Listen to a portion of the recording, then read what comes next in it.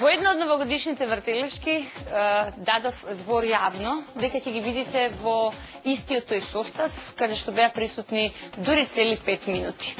И вечерва се во едно цело вечерно издание. Филип Петровски од левата страна. Yes. И дамата Ида Протугер од десната страна. Значи, може и да предпоставите дека вечерашната тема во вртелешка е колку се значајни, колку има народот доверба кај младите политичари, колку се корумпирани новинарите. Да. Значи нема простор да или не, него колку. Колку? Нема тука да колку. Значи, сега ќе почнеме и да бејби прва ти.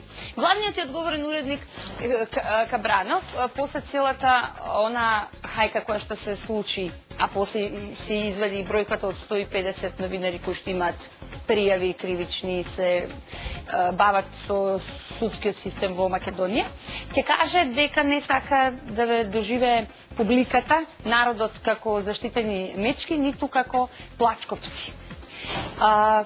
Тоа е твој уредник во Канал 5. Колку, значи, мене ќе ти поставам едно генерално прашање кое што реално мислам дека сите го одговарате општо, вие новинарите. Колку вие си го почитувате еснафот, онака вистински?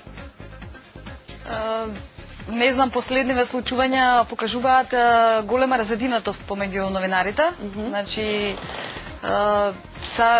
под почитување на еснафот тука треба да се направи разлика помеѓу оние што одлучиле нели да работат како новинари, сакаат тоа да го работат и не се привремено новинари за да дојдат до некои други, да речеме, места, туку сакаат баш да информираат јавноста и тоа го прават професионално.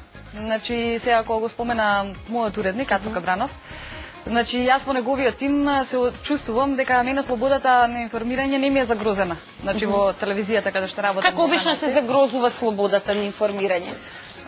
Се загрозува, да речеме, кога сега ако сакаш од сопствено искуство да ти кажам, значи имало случаи порано кога, да речеме, ќе се јави телефон па ти викаат не може овој прилог да ти оди од X причини. Значи тука главниот уредник мора да биде тој што ќе ги заштити новинарите, значи од надворешни притисоци, а откако работам со Ацо Кабранов, значи секогаш кој ќе ние изнесеме, ја имам оваа информација, имам потврда, значи двете страни сум ги слушнала, имам документи, буквално никогаш немало никаков проблем нешто да објавиме. Тоа што мојот уредник го кажа околу дека не сака да бидеме како заштитени мечки, тоа беше по повод кривичните пријави нели против новинарите, некои резултираа и со пресуди, нели мојата резултираше со затворска казна од 3 месеци, условно на 1 година. Тоа значи дека ние како новинари сакаме да важи системот и за нас, нели сам правдата и нас да не засегне, бидејќи тој што информира мора да има одговорност за тоа што го кажува.